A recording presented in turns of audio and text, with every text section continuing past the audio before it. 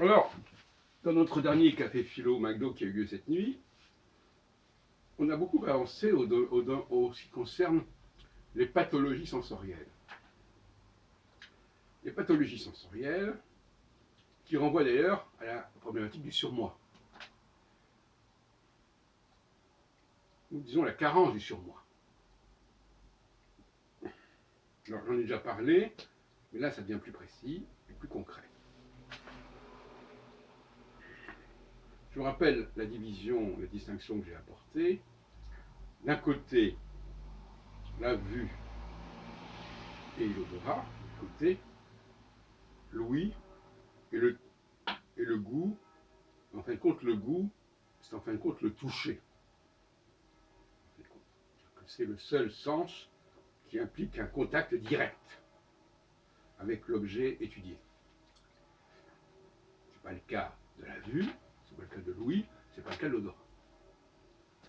Donc c'est le sens du contact, du tact. Le mot tact, d'ailleurs, c'est la racine de toucher. Tactile. Et, par conséquent, puisque c'était également samedi, journée du gilet jaune, il est intéressant de noter que chez les gilets jaunes, il y a une double pathologie à la fois de la parole et du toucher. La parole, parce qu'elle est justement une sorte de libération des bornes de ce qu'on a le droit de dire ou pas dire, hein, ce qui fait d'ailleurs que l'antisémitisme aussi, c'est une sorte de pathologie de la parole, hein, et d'autre part, le toucher, pathologie du toucher, c'est-à-dire le fait de vouloir toucher les objets, de vouloir les casser, ou de vouloir tout simplement casser des gens, ou toucher des gens, notamment des policiers. Donc, cette double violence verbale et physique caractérise le mouvement des Gilets jaunes. Et ce sont des pathologies, on pourrait dire, mais c'est pas la même chose, en réalité, ça va ensemble. En tout cas, dans ce système. Et puis à l'autre bout, il y a l'autre pathologie, je dirais la pathologie des SDF. C'est une autre pathologie sociale. Il y a la pathologie gilet jaune, la pathologie des SDF. La pathologie des SDF, elle est au niveau visuel et olfactif. Ils sentent mauvais, ils puent, et souvent, ils sont habillés de manière très, très discutable et très problématique. Donc vous voyez bien, le débordement de la parole et du contact, et le laisser aller au niveau de l'odeur et de la présentation. Donc ce sont les deux mots dont souffre notre société aux extrêmes. Cela dit, cela tient à quoi? Cela tient au fait qu'il y a un dysfonctionnement sensoriel. Un dysfonctionnement sensoriel, nous avons une fragilité sensorielle, savoir que si je ne suis pas sensible de manière cognitive, de manière cérébrale, si mon cerveau ne fonctionne pas bien, si ma sensibilité n'est pas suffisamment connectée à mon cerveau, eh bien, je peux faire des choses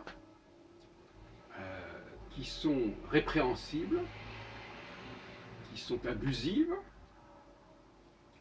et sans m'en rendre compte, parce que justement, il y a un dysfonctionnement qui empêche le surmoi d'intervenir, parce que le surmoi n'est pas alerté par le problème et par le comportement que l'on a. Des gens qui peuvent dire des choses absolument épouvantables et qui agressent les gens directement et personnellement sur différents plans, ils ont un dysfonctionnement du surmoi auditif.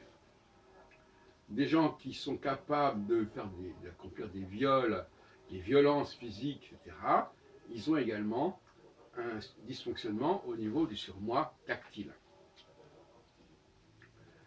Inversement, dans l'autre groupe, des gens qui sont capables de porter des vêtements sales et de dégager des odeurs fétides, ils ont un dysfonctionnement olfactif.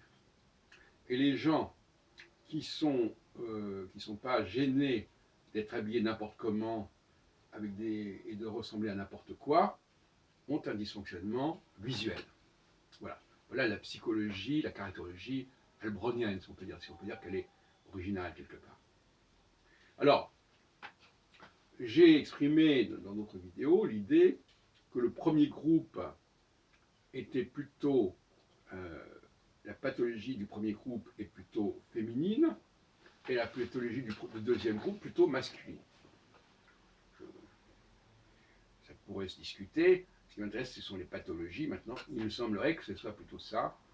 D'ailleurs, souvent, on s'aperçoit que les femmes disent souvent tout haut ce qu'on pense tout bas et ne sont pas avares d'insultes et de scandales, etc.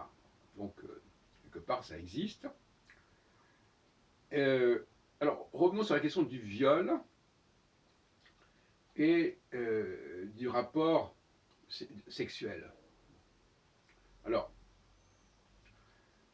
le violeur, c'est quelqu'un justement qui a une pathologie au niveau tactile. C'est-à-dire qu'il n'a pas d'empathie avec l'autre. Parce que finalement, toutes ces questions-là sont des questions d'empathie.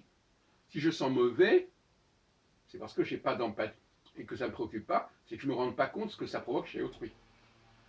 Si je dis des choses épouvantables, c'est quelque part, je ne me rends pas compte de ce que ça provoque chez autrui. Si je touche quelqu'un d'une manière insupportable, physiquement, mais aussi par la pénétration, par exemple, ou par toutes sortes d'attitudes qui vont violer le territoire de l'autre, eh bien, c'est que j'ai un manque d'empathie.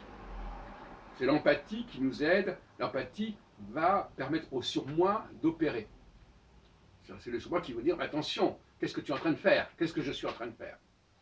Et si je n'ai pas cette empathie, eh bien, ça conduit à des débordements, à des dérives, toutes sortes. Là encore, pathologie est liée à un dysfonctionnement de l'empathie. Bon, alors je terminerai, parce qu'on a discuté hier très longuement, parce que ça s'est terminé à 4 heures du matin, sur le plaisir masculin, le plaisir féminin, etc. Mais ça, je dis ça comme ça en passant, en terminant comme ça. Et moi, il me semble que ces hommes qui parlent du plaisir féminin en disant que la femme a beaucoup de plaisir, etc., ce sont plus ou moins des violeurs. Parce que tout simplement, cette façon de parler du plaisir, là, c'est une genre de chien. Ah oui, je maîtrise l'autre puisque je lui donne du plaisir. Et que je le maîtrise l'autre parce que je la rends folle avec ce que je lui apporte. Bon. Donc c'est quand même des discours qui sont très suspects. Voilà. Parce que paradoxalement, il y a de l'empathie à voir comment l'autre réagit, mais justement, quand on ne s'en rend pas compte, que l'on dépasse les bornes et que l'on met quelqu'un dans une sorte d'état anormal au niveau sensoriel, il y a un problème.